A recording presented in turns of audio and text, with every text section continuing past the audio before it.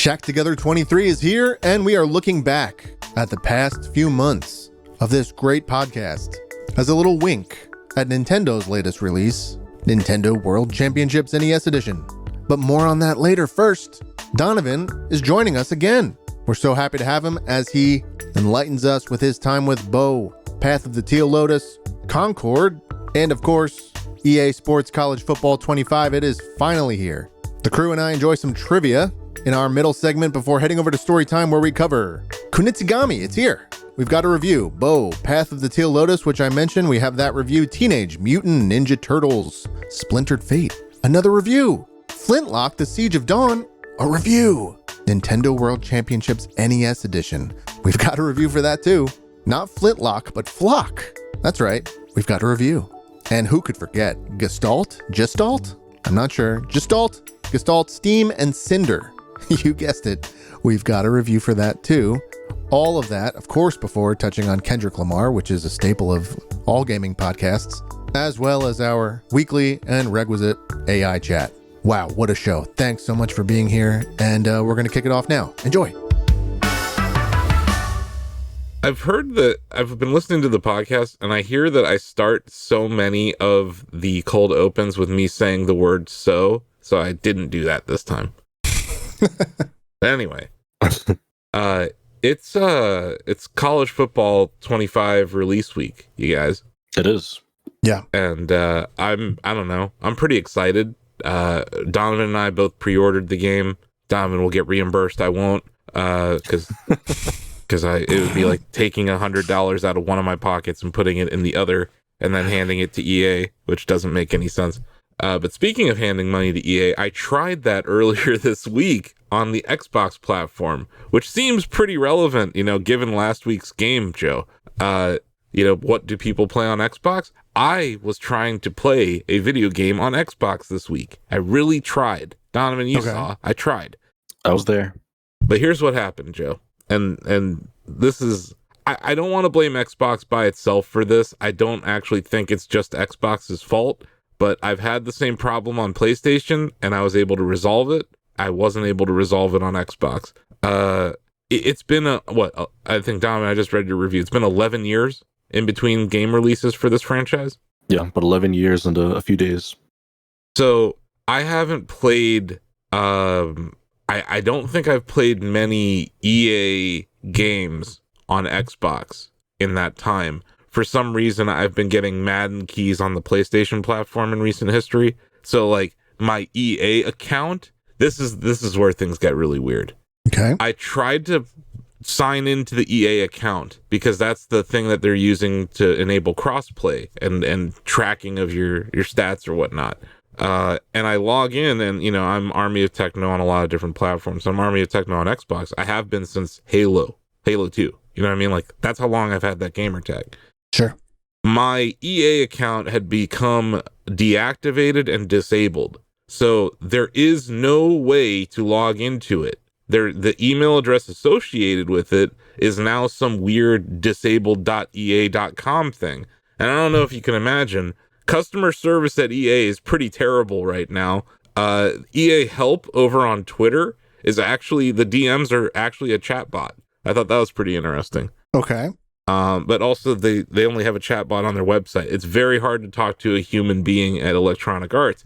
And I tried everything. And basically what I got down to was that for me to play NCAA online on Xbox, I had to create a new gamer tag.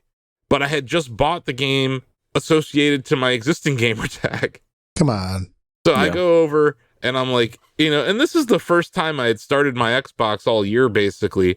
So I had to kick the dust off it and update it 14 times. And then I kind of look around and I'm like, oh, I'm not gonna do this. I'm not gonna create another Xbox account just to play one game and have to switch what I'm logged into. And no, I'm not doing that. So I go over to my PlayStation and lo and behold, my PlayStation and my Xbox my PlayStation and my EA account are tied together. Fine. This is the one, I just want to throw this out there. I've had to do this before because a long time ago, I did have Army of Techno on EA account, but that's that disabled one, right? Because it was, when was I playing that? Like 2012, right? So it's been 12 years since I used that account. So I'm known as Techno Moses on the EA platform. So Techno Moses is attached to my PlayStation account. So I was able to buy it there. But my point is, I tried to buy a game on Xbox and I couldn't get it to work, so I refunded it. Yeah. And it's not Xbox's fault entirely. It's actually not. But it's just like, even when I'm trying to help them, Joe, I can't. Yeah. I have a little I have a related story to this, and it's semi-positive, I guess. But as you and the listeners may well know, I've been hanging out in Ferelden with my Dragon Age Inquisition crew. And before I started this playthrough, I found that I booted up the game and I was already logged into my EA account, like on my Steam Deck. So I guess that means I must have played some other EA game on the Steam Deck, or that my EA Origin account is hooked up to my Steam ID. It's probably that one from some unknown time.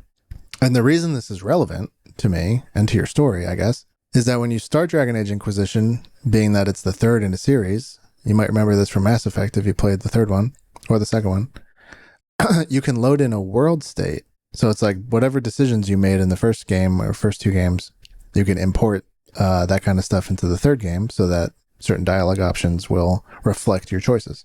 And wow, I hit start a new campaign and my world state from 2014 or 2013 was sitting on my Origin account. It was amazing.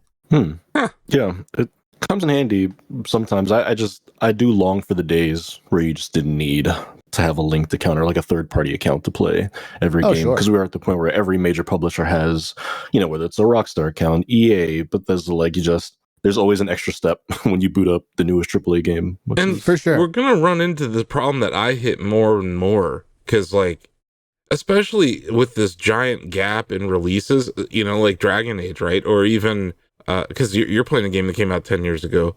I think there's going to be these gaps.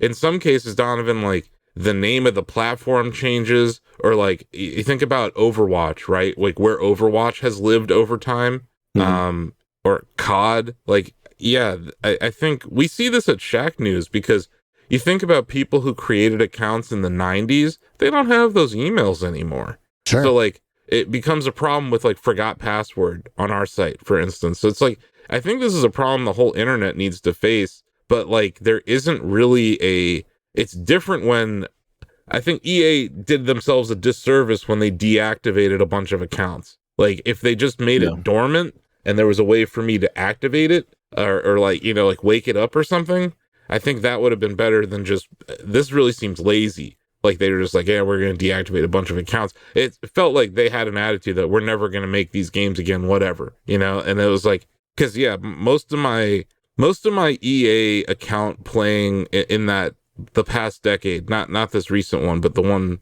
that led up to the end of NCAA was football, and it was mainly on Xbox. So it's just, it's frustrating because I do prefer the Xbox controller, especially for football, but I have one of those BFG Vitrix controllers for PlayStation, so it's a moot point now. I have to say this though, I like playing games on PlayStation more than Xbox. I like the OS more. It feels snappier. But yeah, we'll talk about the game in another section. But yeah, I don't know, man. I really tried to buy a game for my Xbox because this isn't on PC.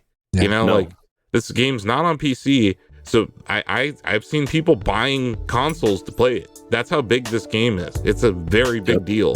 And yeah, I had an Xbox just sitting there, and I was like, this would be the perfect thing to play an Xbox with, or play on Xbox. But yeah, I don't know. I tried my best, you guys. Hey, that's all you can do. The Master Chief is dead again.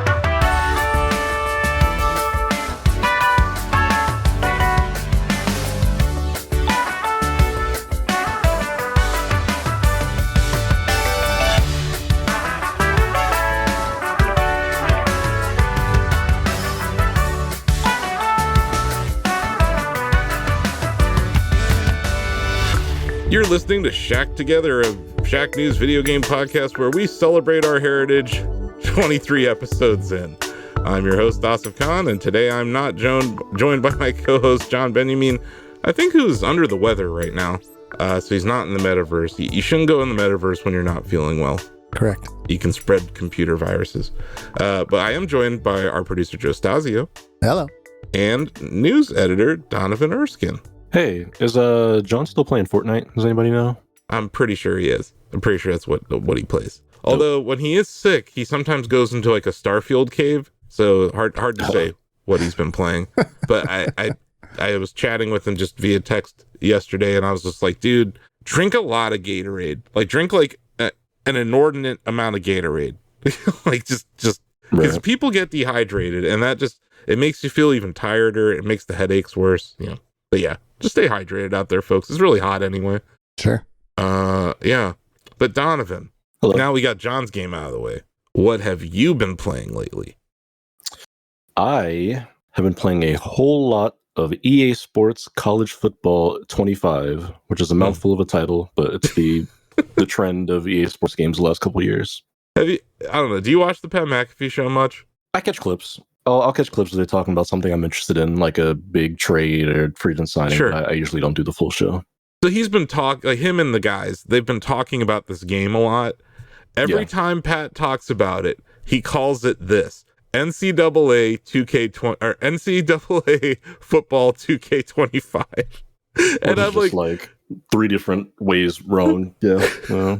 Like, can you imagine like EA Sports just watching his show, which is viewed by millions of people worldwide, and then the wrong brand, like 2K, gets all the credit? He's like, congratulations to 2K. It's just like, and like the guys on his show, like, they're knowledgeable gamers. They know he's saying the wrong thing. Like, even AJ mentioned it. He's like, is that really the name of the game? And like Pat knows it's wrong, but keeps saying it because I don't know why. I think he's salty that players are getting money now, and like he was in the game, and Steve Slayton and Pat White, like his teammates, were in the game, and none of them got any money. So I think he has some beef about that. But yeah, I agree. I'm just lopping off the EA Sports part. I just call it College Football 25. Oh yeah, same. 100%. I call it College Football 25. And you've seen that same sentiment from like other current NFL stars. Like Lamar Jackson tweeted about it. He's like, hey man, like everybody who was a college star the last 10 years, we should get this game early or something. Like we all just missed out on that completely. So yeah, you got a lot of people who are just like, well, wrong place, wrong time. I was in that window where these games just weren't getting made. Like a good decade at least of players who their likenesses were used, their numbers were used, they didn't get $1.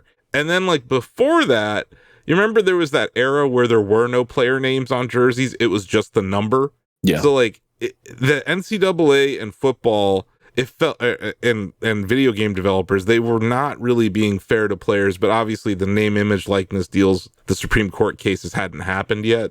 Yeah, I could understand why players would feel a certain type of way about this for sure. But we're here now. And you know what I think though, Donovan, like it's not the NCAA. It's not. They went to these either conferences, I'm guessing, and individually licensed each conference or each team. Cause like that explains why it's not every team in college football, right? Like this is not it's not every single team in NCAA football or in the FBS. I think I would love to hear how this licensing will happen, but also, does this mean that NCAA might actually license to like 2K, or does it mean that the NCAA is basically defunct at this point as an organization? Like the schools and the conferences are bigger than them. You know what I mean? Yeah, that'd be really interesting if they took that license somewhere else. I know people speculated about that with FIFA a couple years ago when they announced that EA was going to lose that license. People were like, ooh, what if FIFA just takes that and sells it to someone else? But yeah, I don't know. I'm not sure about the politics of college football. They're way too complicated than they need to be. So that's what I'm getting at, is that there's like commissioners for each conference, right? There's these board of directors at each school. There's presidents. There's like, you're right. There's a lot of bureaucracy in college sports. And it's a lot of the time, it's a lot of people that have nothing to do with being an athlete. So I'm happy to see athletes getting paid. I'm happy to see young athletes getting paid for this. I would love to understand what the revenue split is. Like where's the money going here? And is it equitable, right? Like if you're John Jabufer, like the 58th player on a roster, how much are you getting versus like Shedeur Sanders? You know what I mean? Yeah. Because we don't have like any of those like missing roster people, you know what I mean? Like there's no like QB Colorado or whatever, you know what I mean? Mm-hmm. I am curious because this game is undoubtedly going to sell a lot of copies. Mm-hmm. And we had that report that like the standard deal they were giving players was like $600 and a copy of the game, which is not a whole ton of money when you think of how much EA is going to make off of this. I do wonder if next year, when they're like, here comes EA Sports College Football 26, if now all these players who saw the numbers this last game did are like, all right, well, we want individual deals. I want $5,000. I want $10,000, whatever, you know, that upper echelon of college football player next year. I doubt they're all going to be like, sure, yeah, we'll take $600 and a copy of the game. I think that could get pretty spicy quickly. That's what I'm getting at. Is like I want to celebrate this game's existence, but I'm worried. It's like, is it built on a flimsy foundation kind of thing? But also, it's like NIL, like the name, image, likeness era of college sports. It's still very much in its infancy. So maybe they'll be able to like work together. But it just getting away from like the miracle of this game even existing, but towards the gameplay. You know, we streamed it yesterday. We're recording this on Wednesday because Donovan's heading to TennoCon tomorrow. And everyone else is going somewhere. We got Ozzy's going to Evo, TJ's going to Evo. It's going to be a very, very, skeleton crew for the weekend here at Shack News. But I felt like any listeners would know, especially if you listen to the Shackcast or you followed me on like the Late Night Army shows or whatever on Twitch. Like, I love college football, and I played. There's something really magical about this because I played a dynasty mode in NCAA 13, and like I played it a lot last year because I was like away from Shack News, and like I just kind of had I was resting a lot, and it's like one of my NCAA 13 dynasty mode was like one of my video game comfort foods. So I got it to present day. I played 11 seasons in that game. Nice. And then this game got announced, and I'm like, wow, that's kind of crazy that like that game literally carried me the entire time. And now here we are. I've mentioned in previous episodes of the show that like I'm disappointed that they don't have a creative prospect in the dynasty mode because I can't make a team of refrigerator freaks who are all 7 feet tall, 400 pounds, and can run a 4-4. But for what it is, I think this is an excellent game. I think it's like the most important thing, the gameplay is good and it's materially more fun than Madden and it feels different, right? Yeah. I think that last part that it just feels different is so important because I think that the pessimistic take and a very easy one to have when they announced this game was that, okay, this is going to be Madden, but with college jerseys and logos, and it'll be unchanged outside of that. But to be fair, that's not the case. There is a different feel when you are running the ball. They have a new passing system, the way the option works, the playbooks. Like it actually does feel like a different brand of football, which is a real joy to see. And just as the old who was playing the 2013 game, a lot of the controls are almost identical. Like they retconned a decade of bad decisions by Madden, basically. Like they're like, you know what? We like the hit stick the way it was, right? Or, we like the audibles. Oh, I don't know. The audibles tree is kind of complicated in this game. But like, you mentioned it in your review, the stadium pulse, right? That, the concept of home field advantage is very present in this game, Joe, where like we were playing it yesterday. Donovan was in Michigan and the crowd was so loud that he couldn't, when you hold the R trigger before the play starts, it'll show you your play art. It shows you the incorrect play art, or it won't even show you the buttons that you need to press for the receivers. Your quarterback gets mentally shook in the game, especially if he gets hit or he throws an interception. Like I think little things like that really make it feel different. And then you mentioned in the review too, there's just an intense attention to detail, not just in the stadiums themselves, but the menu. Like, I love this game's menus because when you load up, it asks you your favorite college football team. You select it, and then the dashboard is just this celebration of that team. But then also in the game itself, like they recreate these stadiums with a lot of detail, and the crowd is actually good. It looks good, like which I'm sure that's a very challenging task in any sports video game, right? Like, Michigan Stadium houses almost 120,000 people. How do you make that look realistic, but at the same time not crash every hardware device that this thing runs on? So I think they did a really good job of that. Like you said that you may have seen some animations that carried over from Madden, but for the most part, like the running, I think is vastly different. The run game, the blocking, I think the blocking AI is better in this game. It's just so much better, dude. It's crazy. I don't want to buy Madden this year. I mentioned this to you, I believe, during our stream, maybe before we started streaming, that I am just so curious to see how Madden does, because it pretty much but confirmed in my head this game is going to be a banger for sales. But Madden comes out like 1 month after this game. The game comes out in August, which makes sense because they want to get it out before the NFL season starts, because that's when people are going to have the itch to play Madden. But I'm just like, man, I feel like there are a lot of people who are just going to get EA Sports College Football, and then be like, oh, I'm just passing on Madden. We don't even need that this year. I don't want that. So I'm very curious to see if that game still finds the same sales. I'm super that guy. I am 100% that guy. But then again, we're also content creators, so we're going to have to cover Madden. But at the same time, like, if all things being equal, like if I was just a player, I wouldn't buy Madden this year. Although maybe my hope is that they look at NCAA and they're like, oh wow, look at all these great gameplay mechanics, and they can bring some of those over in the coming years to Madden. But if they keep them separate and they keep the teams separate, and this is what we get every year, I do wonder how much cannibalization will occur, because I don't know, man. NFL fans, I think there's more NFL fans than there are college football fans, just in general. So it's like, but your point is like, this is like if they release 2 CODs in a year. Exactly. But one of them was like the original Black Ops remade, or some old beloved nostalgic Call of Duty, and the other one was like, I don't know, Advanced Warfare 4 or something. Yeah. That's like what this is. So I think you're right. This is going to be a very interesting case study. But the other thing that I am seeing is that this is moving hardware. Both console makers, PlayStation and Xbox, are seeing a little bump in hardware being sold. So that's good, because hardware is in a tough year right now. All 3 of the makers are seeing a decline in sales. Obviously, Nintendo Switch being very old, and this game not being on Nintendo Switch, which sucks. But it's just another game that runs on Frostbite that is not on Nintendo Switch, so that's nothing new. I would not be shocked if this game is on PC and whatever the next Switch is called 2. Next fall. It should be.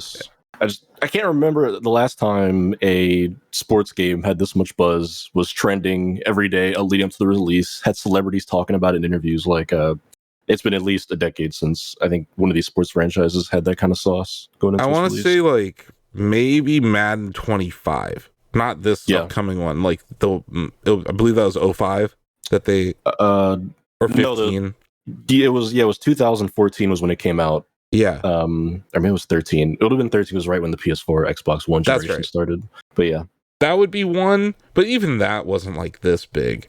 I don't know. I really don't know, man. That's a really good. Yeah, I would say in a completely different vein, but kind of similar. Tony Hawk's Pro Skater 1+2 remake. Sure. That to me feels like this. And honestly, we're talking about some of my favorite games ever. I love the Tony Hawk series, and I love NCAA football. But like, it's unfortunate that like my favorite part of this franchise, my favorite part of this series is left out. That bums me out. But I hope that this game does come out on PC, and that we can get mod support, and then we can get there. But it's really frustrating, man, that Ultimate Team and the microtransaction infrastructure is in this, but I can't create players in a dynasty mode. Like, I can create one player for Road to Glory, but I can't create an infinite amount of prospects. I have to talk to these random prospects in dynasty mode. It's just been off-putting, man, because like, I would have jumped straight into dynasty mode otherwise. And I was like, screw it, I'll try. After our games yesterday, I said that like, I think Michigan needs a quarterback. So I made a quarterback for Michigan. I started Road to Glory, and I am starting, which is nice. But like, it's just weird because like, have you played Road to Glory much? Like, you don't play every play. Like, you only play the plays that your player is on the field, and you don't, early on, you don't have any play calling latitude at all. Like, you just call the play that is called. So I was playing this last night, and I have Donovan Edwards as my running back, right? He scored 4 touchdowns. All I had to do was hand him the ball, Donovan. Like, it was just like, here you go, Donovan Edwards. And then I just stand in the backfield and watch him run in. Like 50 yard, 49 yard, 61 yard. Like, these were like home run hits. And then like I threw him a touchdown pass that was like 60 yards. So it's like having Donovan Edwards on your team is a cheat code in this game, especially in Road to Glory. I was also frustrated that like there's this whole progression thing, and it's like there's like a coach trust progression line, and there's like your leadership progression, and all these are supposed to unlock skill points, but the game is bugged right now at that mode, so you're not generating skill points, so it's very unrewarding right now. So that was a bummer. But yeah, like it's just frustrating because all of the mechanics required to create a player and add them to your roster are in this game, and they just didn't put it in Dynasty. And I have to think it's because they want you to play Ultimate Team. And I don't want to play Ultimate Team, ever. I've never wanted to play Ultimate Team. Yeah, I mean, I agree. That's exactly what it is. Madden's the same way, where you can't just, like, create a football team and just make players for it. Yeah, because you could do Face of a Franchise, and you create one player, and you get to see that one player story, and sometimes you talk to Rob Schneider in a hallway. But like that's the one thing where like if they included that, I would have been like, this is a 9 out of 10 game. It's very good. But for Shaq News to be throwing out an 8 here, this is an excellent video game. Like for their first comeback, like very good job. We tend to be tough on the video game football simulators. This is I think it's one of the best ones we've seen in a very long time. So yeah, it's exciting times, man. And like to your point, Donovan, I don't know the last time we saw this kind of hype around a sports video game. I really don't. Long time. Like, maybe like NFL Blitz back in the day. Like that was that was huge when that came out, and like NFL players loved it. But like it was wild, man. This weekend, like watching like Mike Vick playing Tim Tebow on a couch, and like having like this weird interaction with the game dev during it. And like I think Shadur Sanders played what's his name? Travis Hunter. They played on stream. That was the rollout's been really interesting. It's really good though. I'm excited. I'm gonna be playing this game, but at the same time, like I asked myself last night, I'm like, would I go back to NCAA 13? And the answer is yes, because it has something that this game doesn't. Yeah, still got stuff there you want. Yeah, that's fair. So that's weird. But at the same time, like, I do want to give this game a shot. I want to get better at the play now. Because honestly, like, we haven't had a good online experience for this game in a while, or for this franchise in a while. So at least that, like, we had fun streaming it the other day. We'll probably do that again, kind of thing. But I don't know. It's also just, I'm so far removed from being in college that it just feels weird now.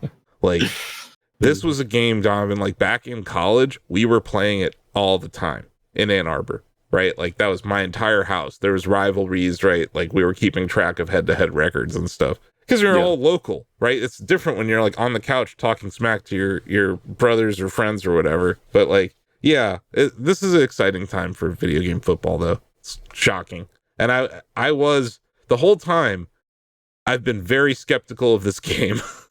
So if I'm saying these things and I'm showering it with a decent amount of praise, you should, if you're on the fence, pick it up. Although if you wait until November, it'll be cheaper, right? Like there's a Black Friday bundle coming this year that's going to have Madden and college football and COD or 2K, right? Like that's coming. That'd be interesting. I mean, a retailer would have to do that one because EA wouldn't partner with 2K. No, but I'm saying like GameStop is known for doing shit like that. Yeah. Like console plus 3 for like. Oh, yeah. Because then they get the 3 game sales in there, but they still put it cheaper than it would be if you bought them all separately. I don't know. We'll get to GameStop later. I got some things to say about that shit. So yeah, you played Concord too, right? Or Concord. I did play Concord. I did a preview of it. I played in the early access beta weekend. This upcoming weekend's going to be an open beta. I played on PC. This is Firewalk Studios Hero Shooter. So pretty much PlayStation Overwatch, where they've got like their cast of witty characters who are very Guardians of the Galaxy coded, as I noted in my preview. But it's a hero shooter, so everybody has unique abilities and weapons, and you've got like the rocket launcher character and the character with throwing knives. I still remain a bit pessimistic about the whole like we're going to do a dozen live service games thing that Sony announced a couple years ago.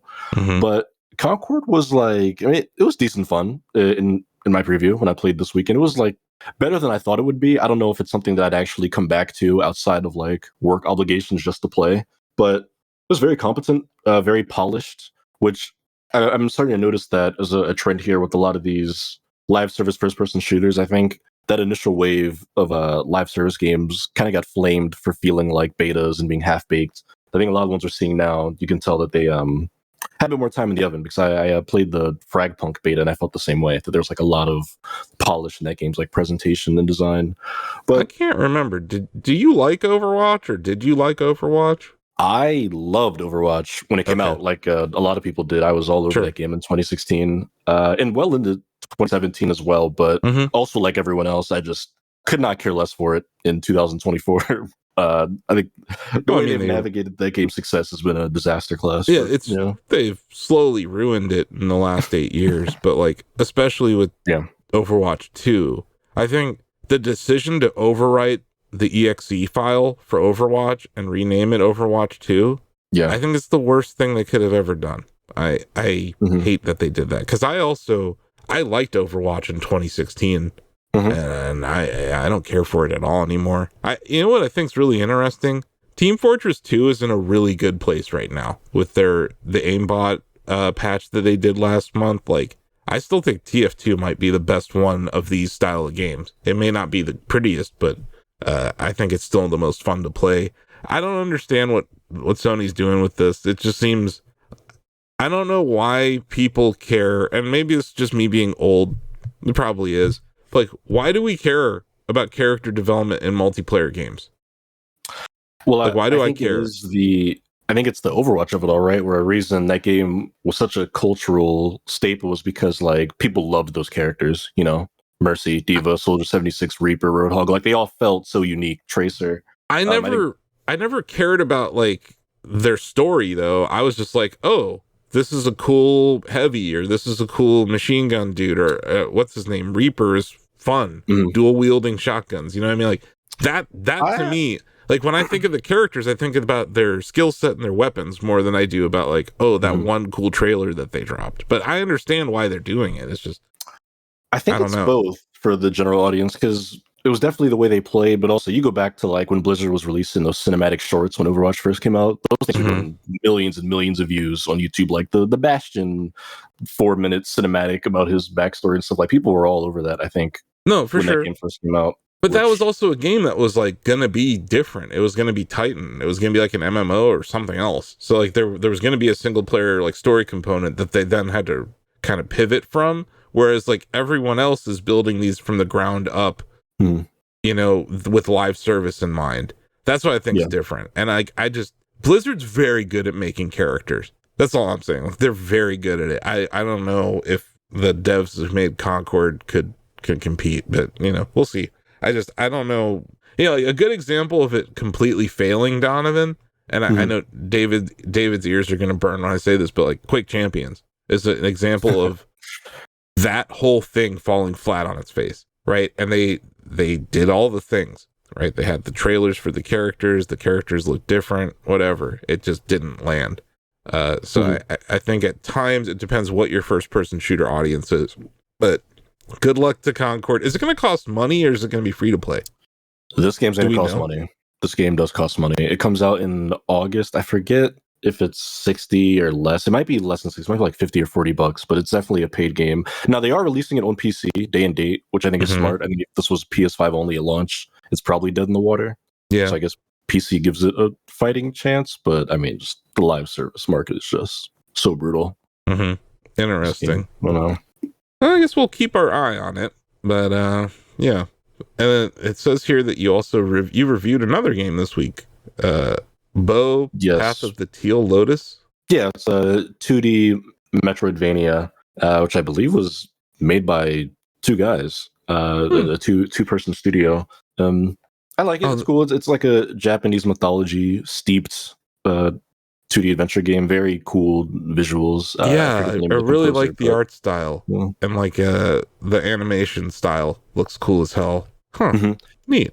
Yeah, I dug it. It's got this cool feature where whenever you hit an enemy or just an object, if you do it while in the air, you pretty much like pocket an extra jump. So as long as you can like continuously hit something, you could like theoretically like jump infinitely. So during some of the boss battles where there are like a dozen things on screen, you can just like leap around the stage without ever really touching the ground, just kind of like smacking surfaces and popping around, which is pretty cool. But nice. Yeah, I like it. So is there anything else you're playing, or do you want to say anything else about college football? No, those have really been it for me. It's been all college football since I know. Like, Monday afternoon. Yeah. Yeah, we're I know Donovan has a busy week, so he had to knock out the review. But I wanted you to join us on the podcast because, like, I think to your point, I think this is going to be one of the biggest games to come out this year. It's certainly the biggest game of this month, and I think it's big for the industry because. God, can we get... I know it's not even competition, but it's competition within EA, right? Like, there's the Madden team, and then there's the college football team. And congrats to the college football team. I know that one thing I want to mention, like, I think is kind of cool, a bunch of the people who worked on the NCAA 14 mod over the last decade that kept that game alive on PC, they actually got hired by EA to work on this project. So that's pretty cool. That's awesome. This is a win for the community at large, and yeah, we should celebrate that. Also, my team's on the cover. That's pretty cool. It was on the cover last time too, so that's pretty cool. It's like full circle. Michigan has like returned to greatness, even though Denard Robinson wasn't that great. But yeah, cool. Joe, it says you're still playing Dragon Age. I'm still doing that. Yeah, that's all I'm doing. I'm not playing a football game. No, I went to a college that I think was D3, so I don't really have any. Wait, where'd you go? Rowan? Okay, yeah. Donovan's team's not in the game either. Yeah, but they actually had a team. Where did Donovan go? Now we've doxed me. I sorry.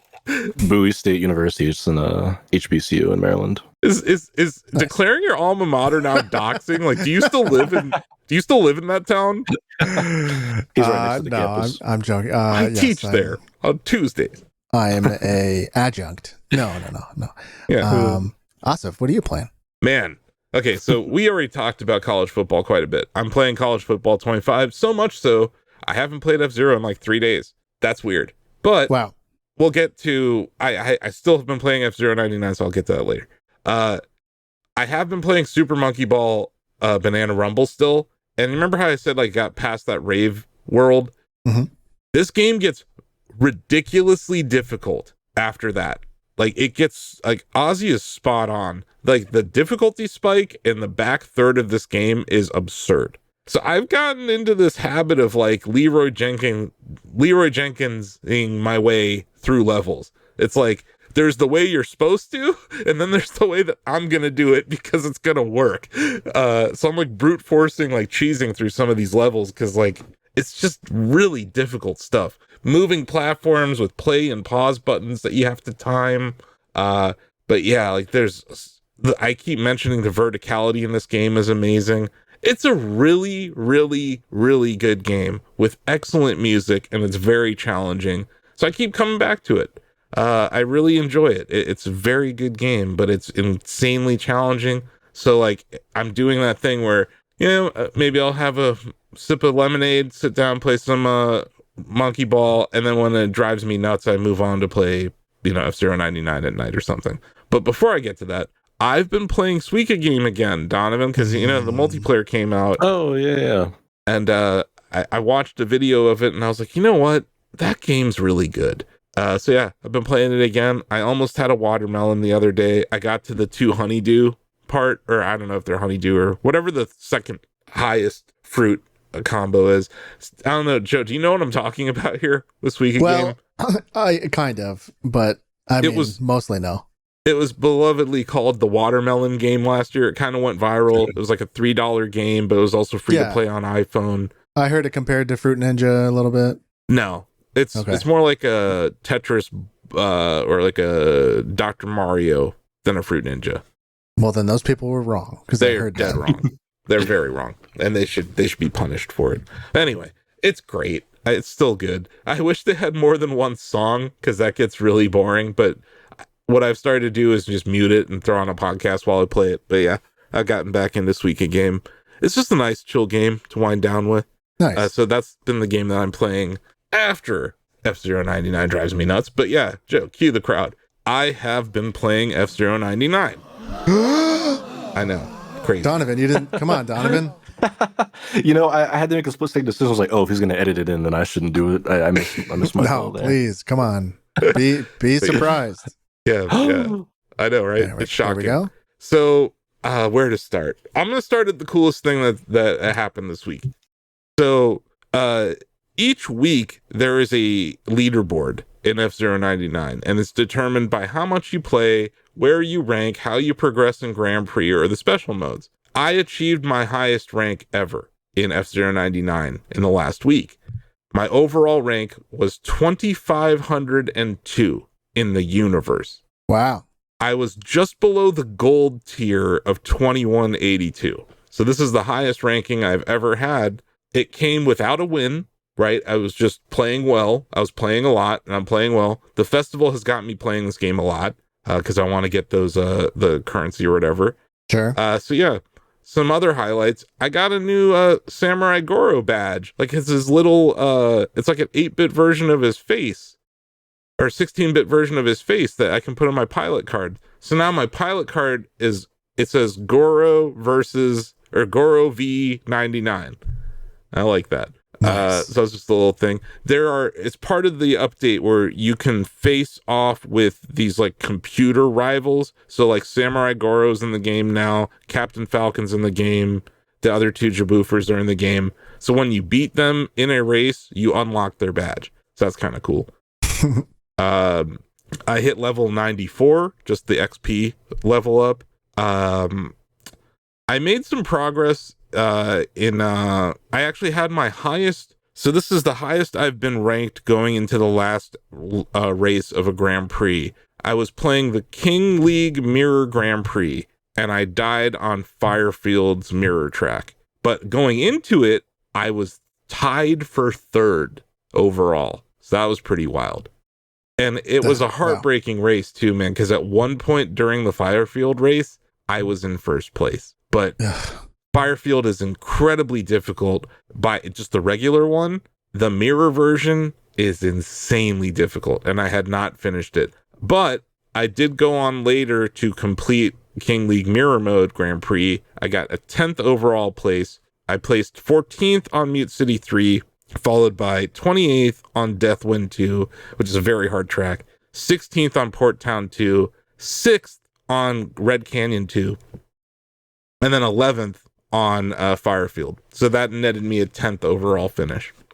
Damn, dude. So I actually completed King League Mirror Grand Prix. So that was pretty cool. I did have a new rank record on Classic Mode. Deathwind 1, I placed 3rd overall. So that's the highest I've ever placed in Classic Mode on Deathwind. My team won a battle mode on Deathwind also. So that was pretty cool. And my rival of the week was Pootato, Pootatatoh. So there's your F-Zero 99 update for the week. Like I said, I haven't been playing it much this week, but last week I think I might have played it more than I ever have before, but I was also playing very well. I didn't win anything, but I'm placing top 20, top 15, top 10, depending on the modes. And yeah, there's still a lot of people playing it, man. It's great. So it feels good to place the highest I ever have with such a large player base. But yeah, been playing F-Zero 99. Hell yeah. It's great. So yeah, that's all I've been playing. We love it. Mm-hmm. Nicely done. Well, if you're still feeling like you're in a winning mode, then that will serve you well in our next segment. Oh, that's a segue. Here we go.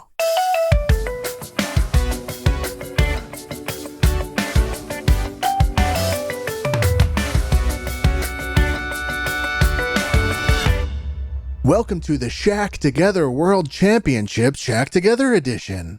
Whoa. Oh, wow. I cannot imagine what it's like to wake up in the morning and not realize that you'll be competing in Shack Together's foremost championship, the Shack Together World Championships. Donovan, this must be like hitting the lottery. Yeah, pretty much.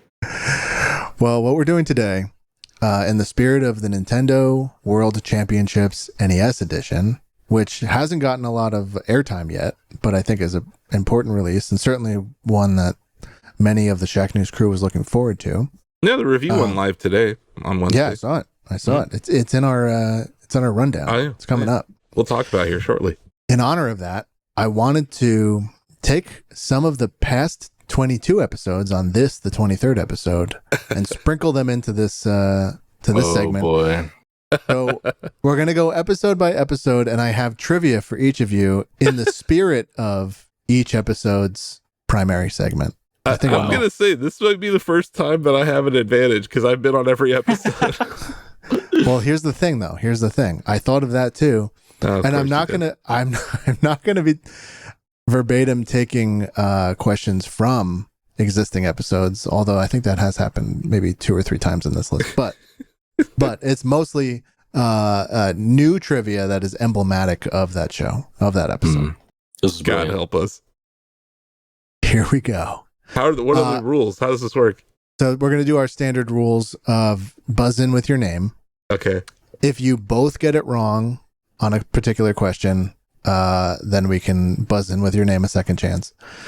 If the answer to a question is numeric, then I will do closest, gets the point, and I think that covers it.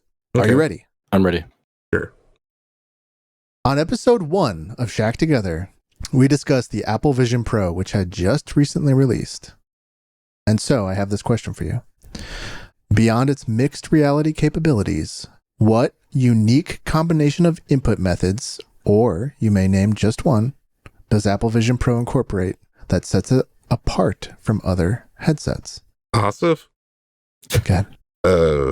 Pinch, like hand gestures that like where you use your eyes to look at a keyboard and pinch to type it. Like, is that correct? What you're talking about? Hand gestures is on my list. Does that... 1 point to Asif. Okay. My head, I was like, nothing. No, that's fair. No, it does do that. Very funny. Very funny. So did I get it right?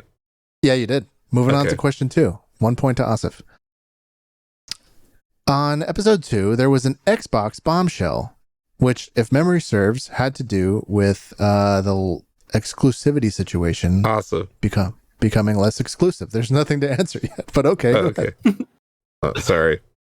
Do you want to answer? No, sorry. I can answer, but I was in the middle of my preamble and the question hasn't started yet. Yeah, that's a good point. Question is, prior to its 2021 acquisition of Bethesda, in which year did Microsoft acquire Mojang? Donovan. 2014. That is correct, sir. Awesome. I would have got it wrong because I was going to answer. I was going to say Hi-Fi Rush. So that would have been bad. On episode 3, the crew discussed our Nintendo Switch 2 predictions. And I cannot wait for the annual retrospective on that episode to see how right or wrong we are.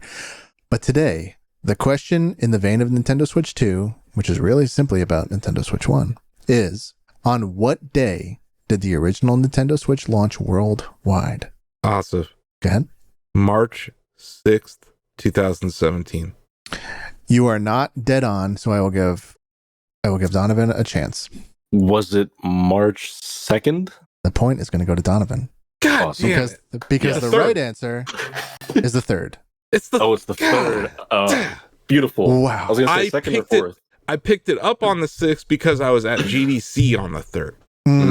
So you weren't one of the many of us holding a Switch in San Francisco. No. Wow. I had to wait. Yeah, it sucked.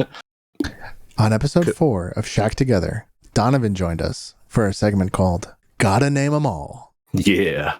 So here's your question. Which Pokemon, introduced in Generation 7, is uniquely typed as a ghost fairy type. They have a tragic backstory involving their appearance. Oh, God. What Pokemon is this, man? Asif, is it Score Bunny? It is not Score Bunny. Is that even a Pokemon? I don't know. That's all I could think of was there's a bunny one. I don't know. You said Generation 7? Yeah. Generation 7. Oh, brother. I couldn't name one Gen 7 Pokemon if I really don't know. I know what Gen 7 is. I just don't. Oh, is it? I'm gonna just guess. No, that's not a Ghost Fairy, but I'll just say it anyway. Is it a Alolan Marowak? It is not a Marowak. No. And we're going to have to skip this one. And Donovan, I'm sorry to do you dirty, but I knew that you had an edge here, so I didn't want to make it too easy. That was a really good question. The correct answer is Mimikyu. Oh, Mimikyu. I love Mimikyu. I should have known that. Okay. How dare you? Sun and Moon. I did not love those games, I must say. Well, perhaps you will study up for our Centennial episode. Well, I don't know. I'm sure you'll have another Pokemon chance. Episode 5, we did something called Cudgel Bubble Trouble, in which we tried to determine, or I asked the guest to determine, if a particular Mario game outsold another mentioned game. Yeah. So we're going to do that here. Okay. In 1993, which of the following two video games sold more in just that first year? So in 93, until the end of 1993, which of these two games sold more worldwide? Super Mario Kart or Disney's Aladdin? Asif. Disney's Aladdin. Disney's Aladdin is correct. Disney's Aladdin is correct, and I believe it was a factor of 2. It outsold Mario Kart. Wow. Next up, I got to keep cruising here. We got a lot to cover. Yep. Does anyone remember the segment Backlogged? I remember listening to it. The very impetus for my Dragon Age playthrough. The question is, according to howlongtobeat.com, which aggregates hundreds of thousands of user data, which I mentioned to suggest that it is rather accurate, what is the most backlogged game of all time according to this website? Donovan. The Witcher 3. That is correct. Nicely done. Oh, was it really correct? Yeah. Awesome. Wow. Well played. Very good. I was thinking all the criteria. I was thinking it was like an Elder Scrolls game, but people play Skyrim, so it wasn't that. Yeah. I was going to say, Witcher 3 is the game we pretend to play. To beat if you want to cruise through. I would have said Death Stranding and been wrong. Oh god. that was probably on the list. That feels pretty good. Does It Sequel was episode 7's primary segment. Yep. And so today's question is, The Last of Us Part 2 introduced a new character named Abby. What is Abby's full name? Or, if you don't know that, what was Abby's connection to the Fireflies? Donovan? Go ahead, yep. Either answer acceptable. I don't remember her last name, but I know that her connection is that her dad was the doctor, or maybe he was one of the nurses that worked with the Fireflies. They were there when Joel brings Ellie to the hospital at the end of the first game. Abby Anderson is daughter of Jerry Anderson, a Firefly surgeon. Point to Donovan. Well done. How do you remember that? Wow. Yeah. I love that game. That was my game of the year. I was a big Last of Us Part 2 fan. Last of Us Part 2 is incredible. Unsung. Here we go.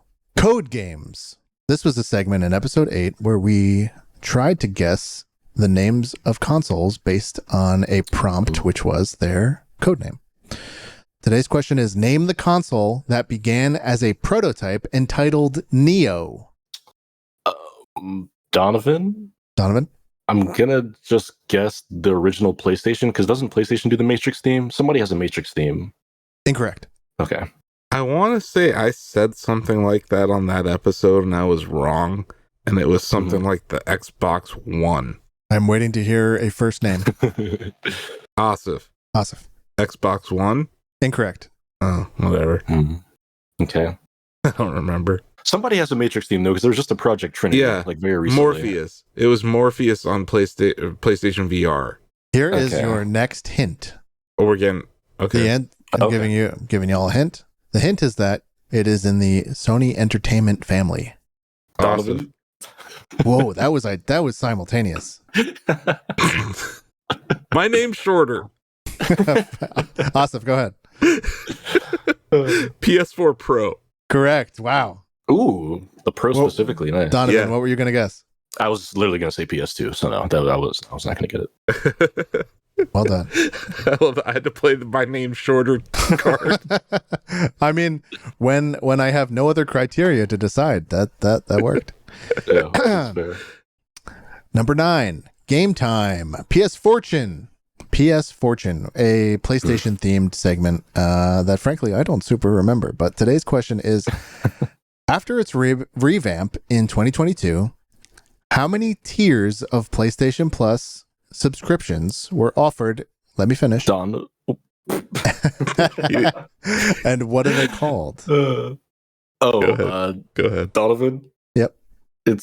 I believe there's 3. It's PS Plus Essential, PS Plus Extra, and then PS Plus Premium. I'll say it's the third one. Spot on all counts. Well done, Beautiful. Donovan. Wow, nicely I done. don't know how you did that. All those But news impressive. stories, man. I'm sure I probably wrote that one. You probably wrote about it, yeah. Yeah. I was like, I don't remember. I knew it was 3. I didn't know the names because those are. You could have said anything there. Extra. Those are Who says extra? milk toast. Yeah, milk toast. Yeah, Extra's like the middle one. Essential doesn't give you anything but the ability to play online, I believe. And like maybe 2 games. Yeah. Episode 10 fans might remember Lost in Sequelsion. Oh yeah. Who could forget? Who could forget it? Today's sequel-based trivia question goes as follows. In Kingdom Hearts 3, Oh no. GG's. which Disney World features the characters from the movie Frozen and includes a musical performance of Let It Go? Oh, the name of the world? Oh, gosh. Asif. Ice Planet Hoth. Ice Planet Hoth. So close, but incorrect. That game would have been a lot cooler. Right? I just created a way cooler game. That's all I'm saying. I'm just going to not delay this too much and say the Magic Kingdom. I'm Get waiting to hear her Sigmund first name. Oh, sorry. Donovan answered Magic Kingdom. Name, Donovan. Answer, Magic Kingdom. Result, incorrect. The correct answer is Arendelle, which I thought maybe some people could get simply if you had seen the movie. Yeah. Dude, I don't think I've ever actually sat there and watched all of Frozen. I just had to fast forward to Let It Go for my nephews. Sure.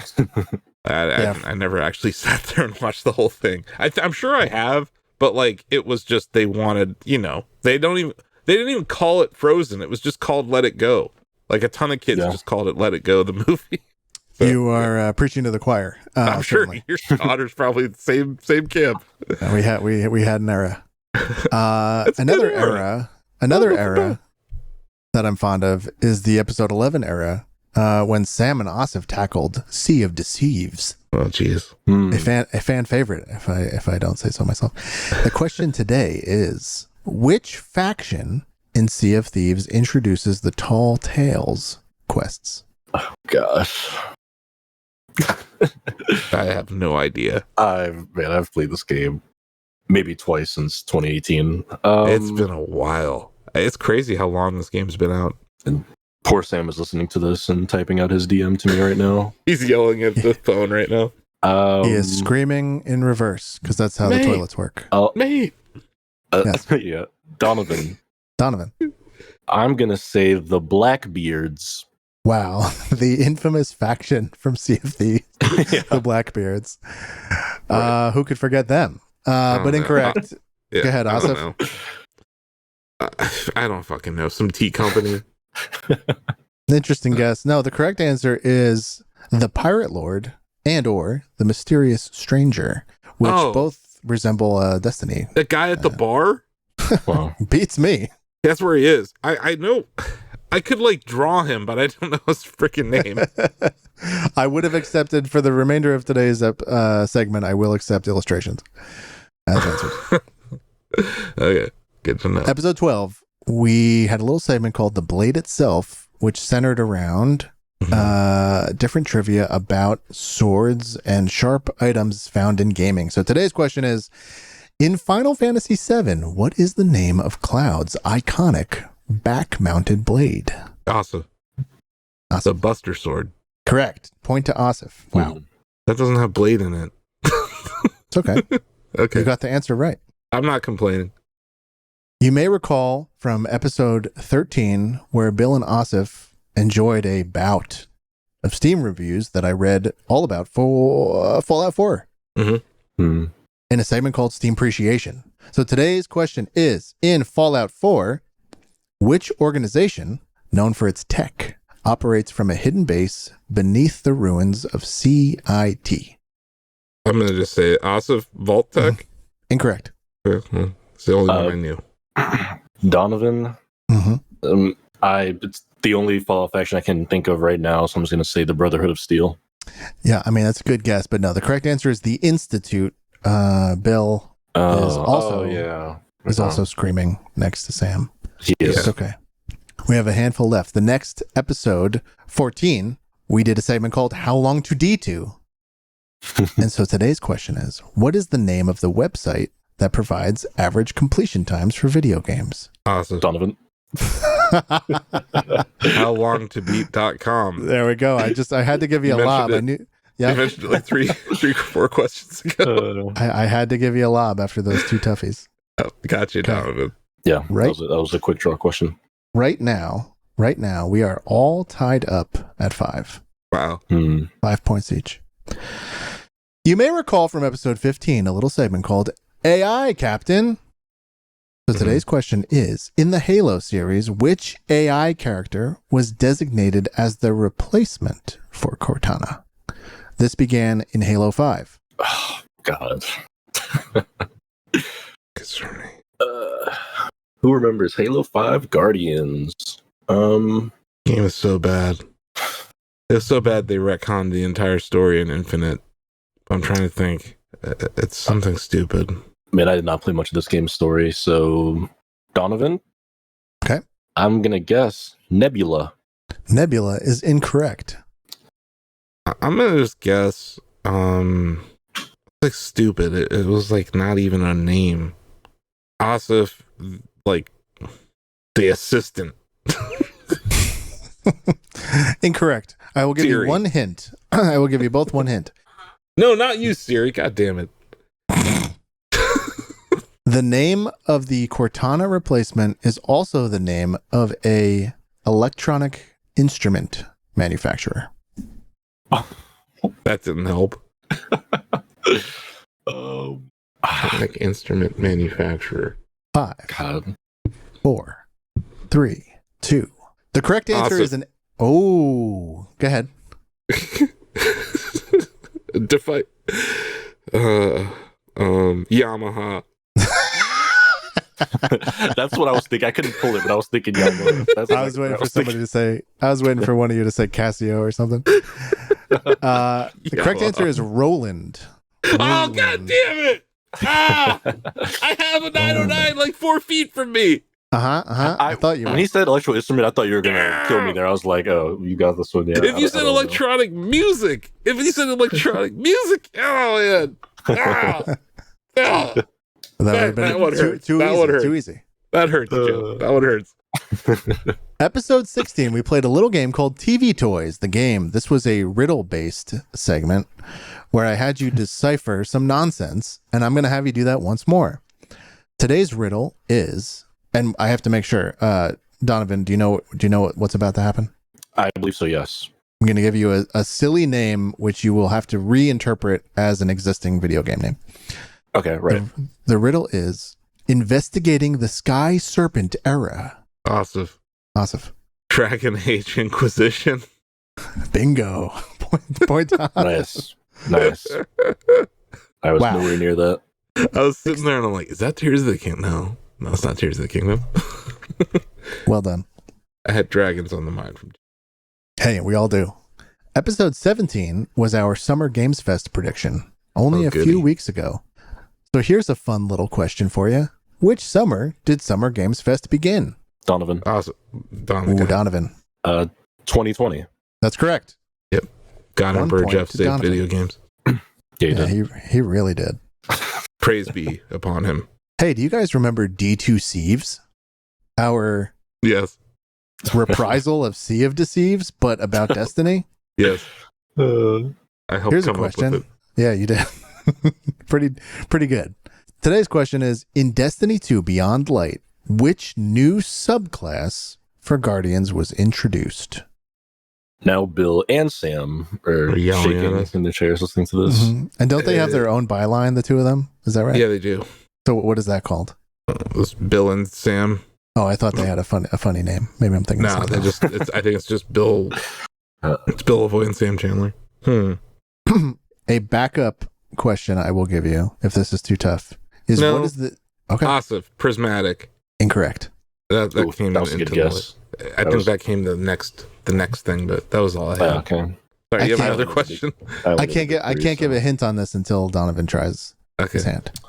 Oh, okay. Well, I'll just throw out. I'll just say Warlock. I don't know the subclasses. That is incorrect. There is a new element that was introduced. I'm hesitant to say it was introduced in this DLC. I'm not sure, but the subclass in question leverages this element. Can you name the element, if not the subclass? Donovan. Mm-hmm. Electricity is the element. No. Wait, is the subclass? Is it Strand? It is not Strand. I have no idea. Yes, also you have to also say your name. But okay, I'm calling it. The correct answer is Stasis. Okay. Which harnesses the power or the element of darkness. Okay. Yeah. Episode 19, we did an E3 2014 retrospective. So here's a appropriate question. Which highly anticipated game revealed during E3 2014 faced multiple delays before it eventually released in December of 2020? Donovan. Mm-hmm. Cyberpunk 2077. That is correct. A point to Donovan. Donovan that was shown in 2014? It's insane, right? Oh, yeah. Before The Witcher 3 came out. That's insane. The current score is 7-6 with Donovan in the lead. Mm-hmm. And there are 3 questions to go. Wow. Boy. Episode 20, we launched into a bit of Dead Rising trivia. A question I did not ask on that episode, but I will ask here, goes as follows. In Dead Rising 2, what is the name of the protagonist? Donovan. Chuck. Asif, I'm going to give you a chance to say the last name. Asif. Chuck West? Point to Donovan. Chuck Green. Chuck Green. Woo! I just started Dead Rising 2 with a friend like 2 weeks ago. What a fuck. I just started Dead Rising 2. Yeah, that was so fortunate. I would not have done that. Asif, you got to get both of these. You got to get both of these. Here we go. Okay. Focus. Episode 21, we played a game called One Bid, the Steam Summer Sale Edition, where we tried to guess. My ass handily, yeah. Ozzy had one hand tied behind his back and blindfold on. Smacked the shit out of me for the entire Ozzy segment. Category. Yeah. It was like when Joe gave you a Pokemon category and Ozzy a deals category. Yeah. What can I say? Greg's going to be on here with a Ghostbusters game. Today's question. During Steam sales, any Steam sales, what kind of rewards can users get for completing tasks, such as voting for discounts and exploring queues? Donovan. Badges? I don't know if that's right. That's not the answer I have here. That is not the answer I have here. I think that is right, though. Asif, I'm going to give you a chance to get the answer that I wrote down. Okay. Is it like pins? Okay, I have your Steam trading cards, but I think it's true that you get badges as well. But actually, then again, I don't know what badges are. I think neither of us should get credit. Yeah, I think you're right. I think there's like a system. So I need to like craft them, or you get like a resource you turn in. It's fine. I didn't have it. We have one more question. I think If I get it right, it's a tie. If not, or no, I eliminated? I think you're eliminated. I think so. I think so. Oh, whatever. But we'll play one final question just for funsies. What do people even play on Xbox, guys? Today's question, as of September 2023, what is the best-selling game on Xbox ever? The Xbox Series platform? Xbox. Just any the Xbox? whole platform since the first capital X. Donovan. Halo 3? Incorrect. Asif. Asif. Halo Reach. Incorrect. Come on. I will give one hint. Asif. Go ahead, Asif. Minecraft. It's Minecraft, correct. That's a good guess. Yeah, that should always be where my brain goes for that That's question. stupid. Yeah. I should have just said Minecraft. Wow. Yeah, Minecraft makes With a more sense. final score of 8-7, Donovan has eked out the Shack Together World Championship Shack Together Edition Redemption, and is like crowned a belt. a redemptive belt-wearing champ. Congratulations. Awesome. That was tight. God. That was great, Joe. I'm glad that I was here for that episode. That was fun. What a trip down memory lane. And all of my failures. It was like a highlight reel of my failures. I don't want to say too much, but come episode 100, Lord willing, we make it there. Oh, there's going to be quite a reprisal. If you thought this was a reprisal. Write me down for that one. Can I like a cue for that one early? So I think we might have to have a little party on for that. That might have to like Ooh. you should call it the Super Shack Together World Championships. Oh gosh. That's right. Let's plan That'll for be it. fun. Awesome. Thank you both solid for game playing. there, Joe. Thanks for looking back at the vast history of our 23 episode podcast. You bet. Yeah. So we'll be back with story time. So stay tuned.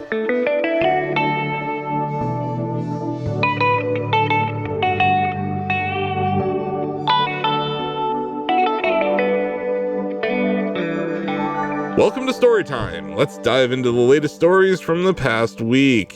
We have some quickies here, or as Joe has deemed it, Review-a-Palooza, because we reviewed a lot of games here. A lot. I'm going to kind of hit this in a random order. Flock got reviewed by Ozzy. This is from the devs that made Hohokum and I Am Dead, and it's kind of a game about flying around. I don't know how best to describe it. It's not a puzzle game. It's chill. I remember having this conversation with Ozzy because he's working on multiple game reviews at once, and he was like, "What do I prioritize, or how am I going to finish all these?" He was like, Saturday, he's like, "I just wanted to chill," and I pulled out Flock, and I ended up beating the game, like finishing the review. So he really liked this. It's not the most complicated game. Like Hohokum wasn't the most complicated game. Ozzy did say that there was like limited character creation options, but it has a really cool art style. There's a lot of make your own fun kind of emergent gameplay enjoyment to be had. Very cool characters and like a very nice atmosphere. I think the word he used was relaxing multiple times. So if you want a nice chill game, Flock, check it out. We have some gameplay on our YouTube channel too, if you're interested. Ozzy also reviewed the Nintendo World Championships. Figured we would mention that, considering that Joe just put us through the ringer of the Shack Together World Championship, Shack Together Edition. This is the only negatives that I saw in Ozzy's review, and I tend to agree with, is that there's not a whole lot of challenges at launch. This seems like the kind of game that they could add stuff to, though. And then also, sometimes dying in challenges, it will rewind you. We talked about this with Ozzy, I think, on the podcast, but like it rewinds you to another place where you have like instant death. So that's kind of wonky. And some challenges don't have a quick restart, so that's frustrating. He did say strong collection of challenges. They're fast. It's a good pick up and play game. Survival mode really seems to be like fun for a competitive person, and party mode is very cool. So yeah, this is a solid game. I already pre-ordered it, so I have the gold cartridge collector's edition. It should be at GameStop tomorrow, which means it won't be, right? Okay, moving on. I'm gonna jump back up here. Kunitsugami Path of the Goddess. We had that reviewed. I believe Josh Broadwell. Yeah, he reviewed it. This game, I gotta pick this game up. This just seems really cool. It's different. We had Ozzy. I think Ozzy talked about it. He had a preview during Summer Jeff Fest. But it's like action adventure meets tower defense. It's very interesting. It doesn't seem like that complicated. Very interesting art style. Capcom's just kind of killing it right now. Even when they release something like this, like it's actually pretty neat. Yeah. So yeah, that I think that got an 8 out of 10, right? Ozzy also. Path of the Goddess got a 9 out of 10. Oh. I want to say that Ozzy gave World Championships NES edition got a 8 out of 10. And Flock, sorry, I don't think I said the review score for Flock either. Flock got an 8. Let's see. We already talked about Path of the Teal Lotus. Donovan, did that get an 8? Yeah. I like that game. A lot of 8s. Good 2D Metroidvania. Really good.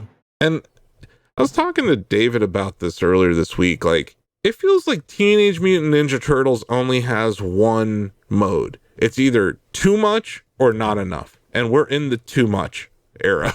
There's like too many movies, too many shows, and kind of too many games. Like Teenage Mutant Ninja Turtles Splintered Phase is like a roguelike TMNT game that supports multiplayer, which cool, right? Like I'm not going to complain about that, but it's kind of weird. Like it seems like we're getting a lot of TMNT games right now. I'm not going to complain though, because we'll go years without them. Lucas White reviewed it. I had a lot of nice things to say about it. It's solid, but it does feel like we're kind of hitting saturation again for that franchise. 8 out of 10 of Shack News. A lot of 8s this week. Mm-hmm. Flintlock Siege of Dawn. Nick Tan reviewed this for Shack News. Also gave it an 8. This is a Souls light. He calls it approachable. Decent amount of sprawling environments. It looks kind of cool. Yeah, I don't know. The enemies look kind of neat. I think that's important whenever you're in a Souls-like game. But yeah, I don't know. I think it's unfortunate timing for Flintlock with Shadow of the Erdtree kind of captivating that player base right now. But yeah, another 8. I think. Oh, sorry. There's one more review. Wow. Gestalt, Steam and Cinder. A Metroidvania with a side of visual novel is how Lucas describes it. So that sounds like your own personal nightmare, Joe. A little bit. Well-written story, very, very solid 2D visuals and animations. Lucas did say that there was a fumbly kind of ending, combat feels undercooked, minimal exploration in the main story path. Still gave it a 7 out of 10 though, so it's not terrible. But I have a feeling if you're playing a Metroidvania this year, it should probably be Animal Well. Hell yeah. But yeah, so those were the reviews. That was Review-a-Palooza. Let's get to the news real quick. Nintendo revealed Emio. It's a Famicom Detective Club game, Joe. Okay. Yep. Emio the Smiling Man. That's coming in August. Wow. Not what I was hoping for, but you know what? TJ seemed really excited about it. He's into the Famicom Detective Club games, so yeah, I'm happy for that crowd. But that YouTube trailer was like age restricted and everything, man. I thought we were going like actual. I thought we were going harder. Game here, yeah. Yeah, I thought we were going harder. Anyway, yeah, I think we all did. But you know what? It's year 8 of Switch. They're just throwing stuff at the wall. Like it's fine. Whatever they have lying around, release it. And then yeah, I want to shout out our. He's not a friend of this show, but he's a friend of Shack News. Richie Branson, a musician, developer, all-around cool guy. He made a game. He got sick last week. So when he was stuck at home, he made a game for Kendrick Lamar's Not Like Us song. It's a little browser-based game where you hit owls with a bat. Sure. The owl being the logo of Drake's label, right? And it's a recreation of that wop wop wop scene in the music video, I guess. But yeah, it's a high score based browser game, and it captured the world by storm this week. So congratulations to Richie. Check it out at notlikeuSgame.com. It works on mobile or desktop, but it definitely feels more designed for a touchscreen. But yeah, shout out to Richie Branson. And then our last news story. Yeah, it's not, I wouldn't say it's a slow news week, but I think we're still kind of at the tail end of people being on vacation, summertime and whatnot. Apple, Nvidia, Salesforce, and more are getting into trouble over AI models that they're using scraping YouTube videos. Now, this has been a problem with OpenAI in the past, but what's happened here is Apple wasn't being super transparent about how their generative AI stuff works. Apparently they are using training data from other companies, so they're like second degree removed from this. But this is the problem with generative AI, and we've talked about it a lot. when you use copywritten material to train your generative AI and then you monetize your generative AI service, you open yourself up to litigation from the copyright holder. And here we are again. So actually, Marquez Brownlee tweeted about it. He said, Apple has sourced their data for their AI from several companies. One of them scraped tons of data and transcripts from YouTube videos, including mine. Apple technically avoids fault here because they're not the ones scraping. But this is going to be an evolving problem for a long time. Yeah, he uploads, you can upload transcripts to your closed captions on YouTube. So he has a policy of doing that, and he noticed that was being scraped. So that's not great, but I don't know where we're going with this. I don't know where things are headed, because the regulators are incompetent, and the companies have too much money to lobby the regulators. So I'm not sure what's going to happen here. But I do think IP holders are concerned, right? Like Nintendo or Disney. So yeah, we'll just have to watch this, but I don't know. More of these stories popping up, I feel. Yeah, but at the same time, Donovan, I think we're going to see more stories like the Getty Images licensing their stuff to OpenAI, or Apple paying, you know what I mean? Like Apple and Google are going to have to come to a deal. Google, very weird though, right? Because they own YouTube. So, and I'm sure there's something in the terms of service that allows Google to train AI on our stuff. It's more, I think it's murky because when you upload something to YouTube, it becomes available on the internet, right? So yeah, I think it's like a Russian nesting doll of problems that we have to solve before we get to our generative AI utopia. Anyway, those are the quickies and Reviewapalooza. And I didn't even write an article about this, but I'm just annoyed, guys, and I want to rant about something. So we're back with another ranty, which, by the way, Romsteady said he wanted more rants, Joe. I saw, and I have no problem with it. Go ahead. So this is not a political statement. I'm going to start this by saying that.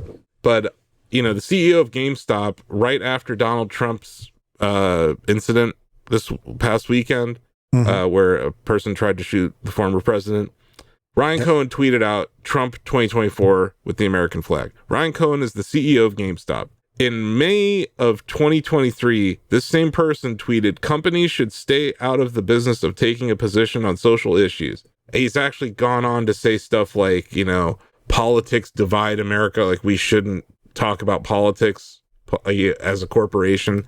But he seems to be okay with talking about it when it's on the right. Because you think about, like, he was like, corporations shouldn't take stances on Black Lives Matter and stuff like that. It's like, no, they should. LGBT rights, yeah, they should. But this was the moment that he thought it was okay. And it just got me thinking, this guy sucks. Not just for that tweet.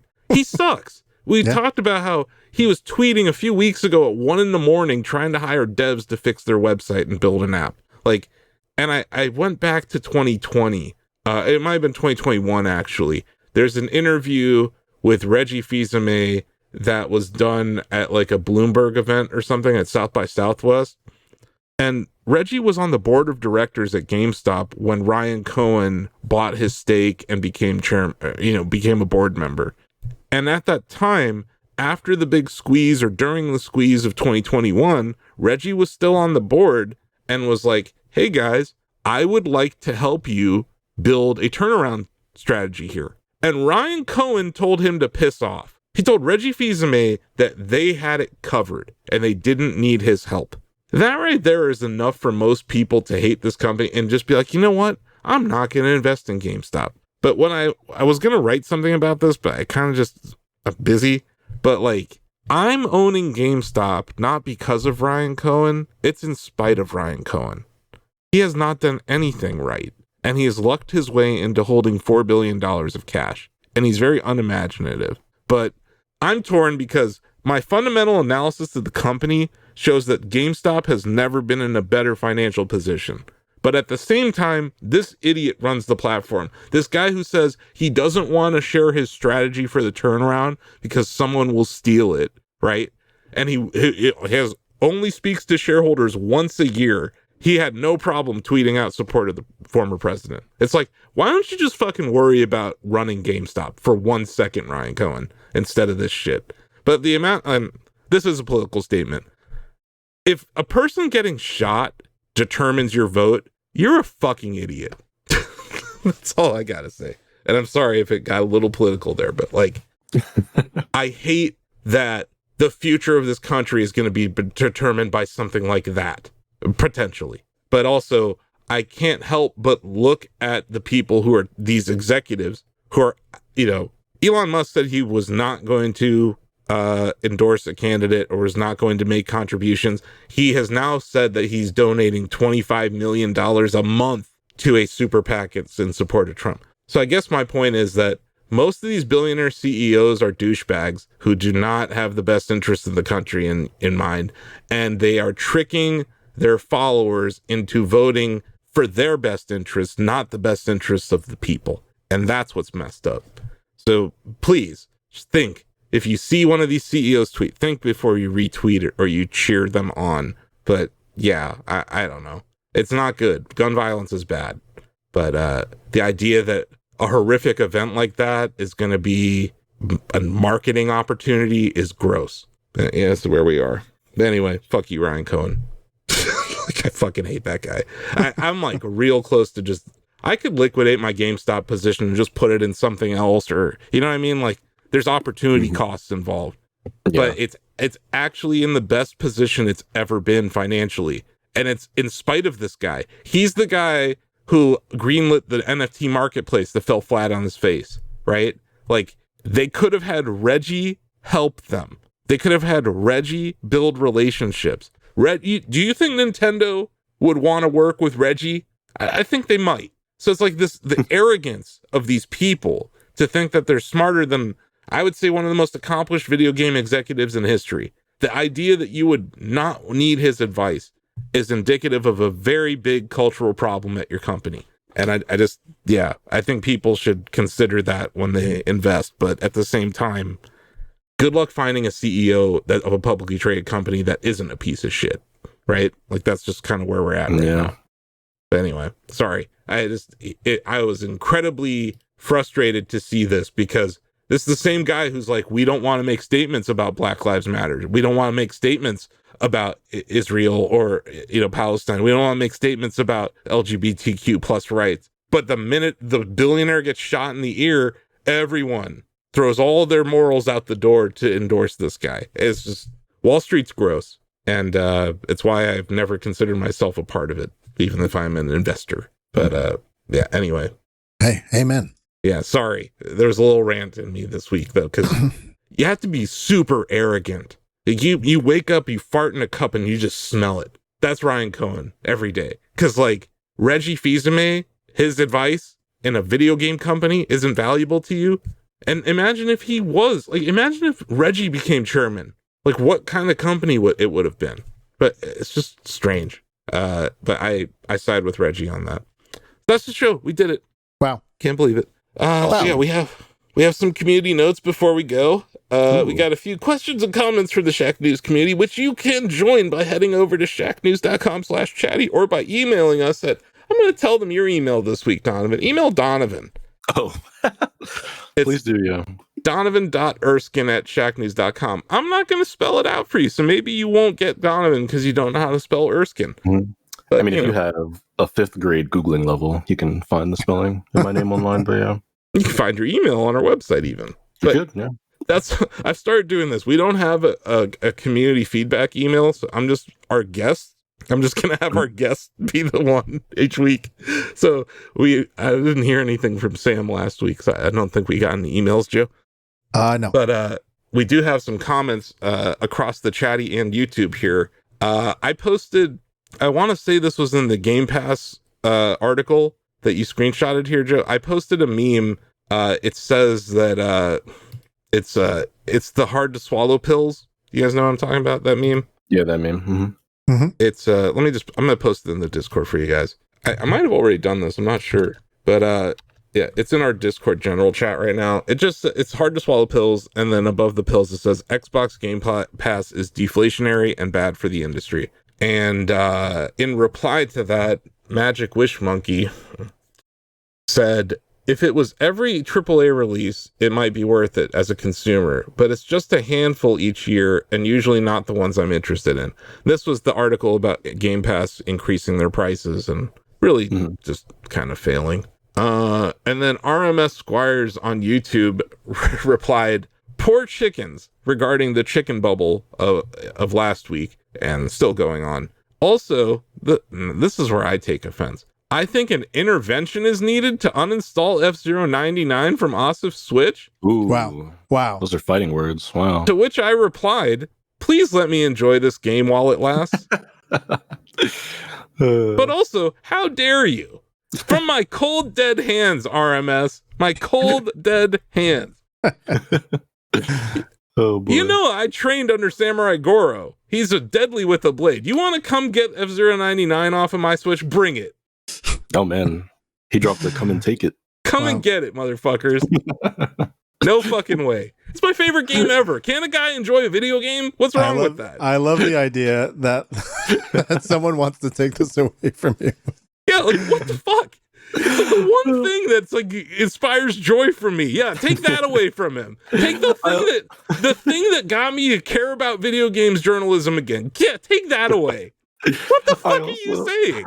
I also love the let me enjoy it while it lasts. Just the implication that this could still, that Nintendo might still take this thing any It's a live service game, Donovan. Yeah. Like it is. Yeah, no. I wrote it in my review. It's like one of my few negatives is that it may go away. It may. Maybe not, but like if you Mario 35 got taken away, and that was like one of my favorite games ever. Like it happens, dude. And like before I had won a race, I was really concerned that it was going to disappear without me winning. But at least I have that now. But like that's an insane thing to say. Hey, this guy really enjoys something so much so that he talks about it every episode. Let's take that away from him. Because I'm sure that'll motivate him to keep your stupid website going. What are you talking about? Crazy. Squires just having some good fun. Nope. That's like declaring war on me and the Army of Techno. Because the F-Zero music is like our national anthem now. Anyway. And we have one other thread. This is like an OP thread here. Treeline said, if AI progresses to the point where in immersive video games, the characters could react completely, realistically, and almost indistinguishable from real people, would you miss the stupid video game jank? ? Example, I enter a private area and I wake up a sleeping guy to talk to him, and he says, Henry, great to see you again. A second later, the AI checks whether I'm in the private area, and the same character shouts, get the hell out of here. I really miss stupid video game stuff like this. Yeah. I mean, I personally would not miss it, but admittedly, I was never someone who was like endeared to like janky game stuff. Like, I mean, I don't like shit on games for it, but I was never like I miss when games were worse kind of person. So yeah, I'd be fine without it. I wouldn't long for that, I don't think. Donovan, I don't believe you. I mean, just like okay, to be fair, I definitely like day one Skyrim, unpatched Skyrim was unbelievably good. 100%, and I love that game. But if they released, which I don't know, this will never happen, but does manage to release a version of Skyrim that was perfectly bug free and just there was no weird launching into the sky, no weird character dialogue, I would not be like, man, I wish the days where the giants hit you and the hammer made you fly up into the air. I don't know. It's a balance. It's a balance between like logical brain. I agree with you, but like scrolling Twitter in 2011 was fantastic. That's fair. Mm-hmm. It did give way to some great internet memes. Many memes. That's the part I'll miss, Joe, is the memes. Yeah, that's a good point. It's just you get a different level of virality. I think it's smart that you brought up Bethesda, because Bethesda jank is like it's literally they're chef the kiss jank. It's like one of the best. Yeah, I don't know. Realism in games is good, but yeah, I don't know. I think I'm kind of like Donovan, where like I wouldn't miss it, but it'll become noticeable when there's not as many memes. Although, as long as the Mass Effect team is still making games, I'm sure we'll still have really funny dialogue moments or really weird facial expressions. You know, like I feel like Starfield had a few moments like that, right, Donovan? Like It did. It was, to me at least, Starfield was noticeably less buggier than a lot of Bethesda Game Studios launches, but it definitely still had its moments. So it sure did. Yeah. Yeah. Especially and like those eyeballs. Good lord. But yeah, like the jank in like a Fallout game, or I don't know. That's a really good question. That's a tough one. I think I would miss the memes, but I wouldn't be too mad. I think Nintendo does a good job of like still making viral moments in like games like Zelda, even though you're not even like there's not actual voiceover, it's just text. There's some funny things said in that game. So maybe there's a way to still have those viral funny moments without being so weird and janky. Like when I think of this voiceover, I think of like Shenmue or like games like that where they're just like very strange. Even the original Resident Evil 4, the voice acting in that, like it lent itself to some memes. But yeah, I don't know. That's a good question. I think there's cases to be made on both sides, but I kind of understand what Donovan's saying. If a game's more polished, I'm not going to complain. Right.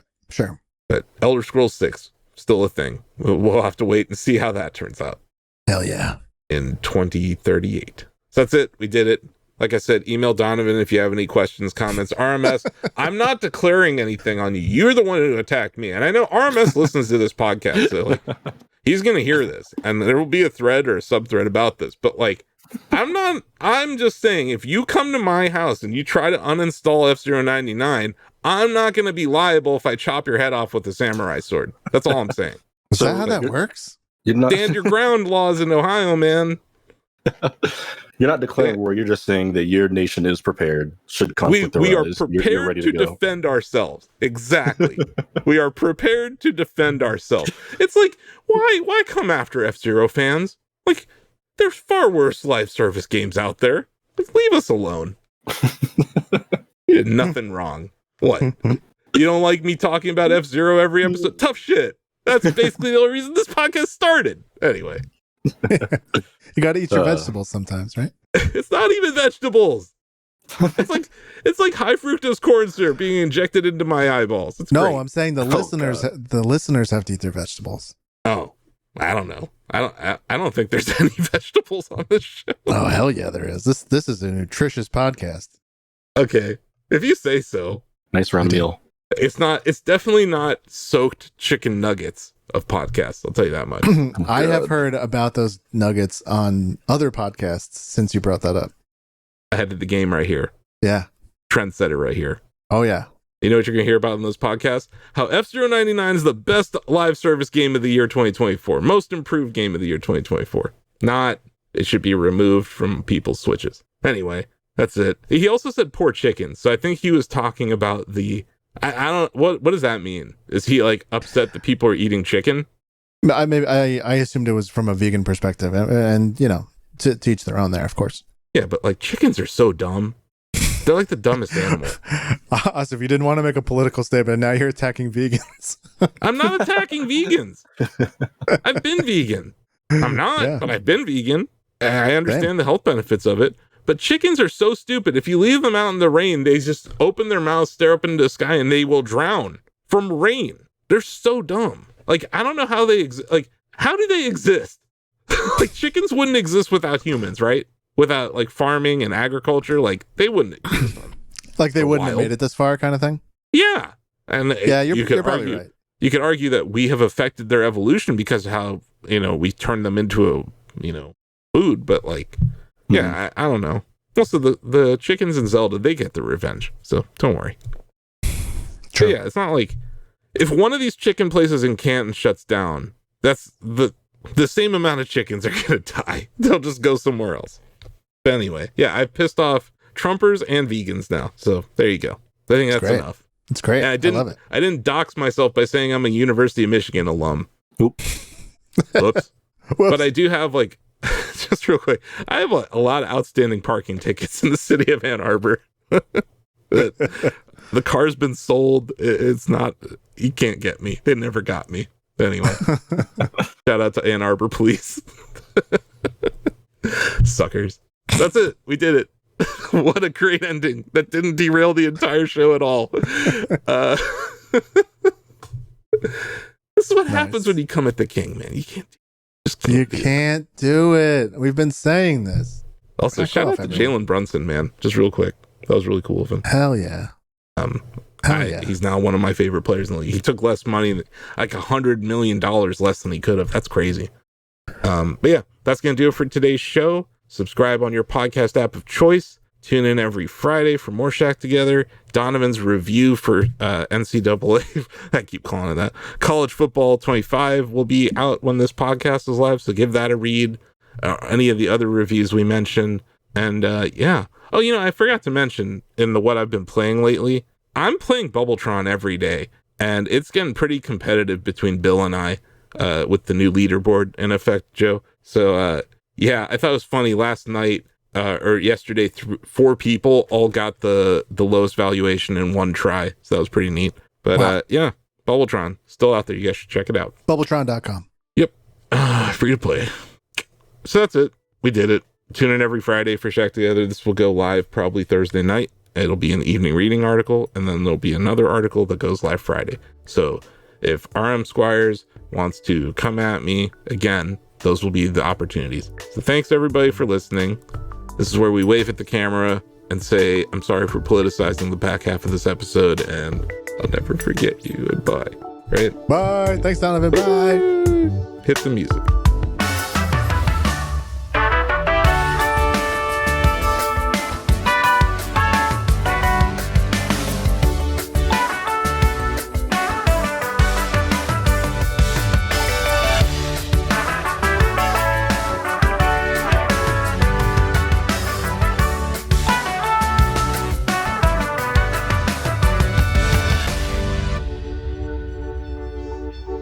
Shack Together is a Shack News production. Shack Together is a Shack News production. Shack Together is a Shack News production.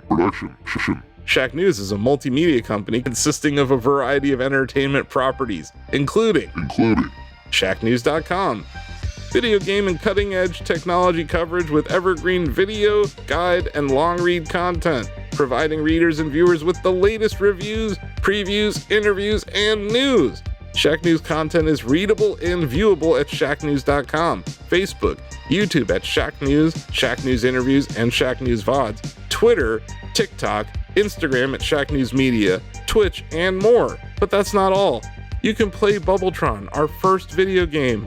Combine 3 ideas, hit the market, and get your money hat. Bubbletron is a daily game in the style of Wordle, where players can launch a company and see its valuation instantly. Hit that high score and brag to your friends. Visit Bubbletron.com to play. There is no download required, no signups required, but if you are into app downloads, we have the cutest one on the planet. It's called Shack Pets, the ultimate battle for cuteness. Swipe your pets to victory on iOS and Android in this Tinder-like app for pets. Shack News is proud to present a variety of micro products, all available for free at ShackNews.com. Cortex is a publishing platform available to all of our users. Shouts is a Twitter replacement in a time where Twitter really needs replacing. And Reader, an RSS reader that won't get shut down by Google anytime soon. You can import YouTube, subreddits, all sorts of cool stuff, even podcast feeds. And lastly, all of our products are completely free to use and play, so if you're a fan of what we're doing and want to support the Shack News ecosystem, head over to shacknews.com/Mercury. Mercury offers subscribers access to exclusive Shack News swag like hoodies and VIP access to our long reads in downloadable format. It's a great way to support us. There's different tiers, and you get a lightning bolt next to your name.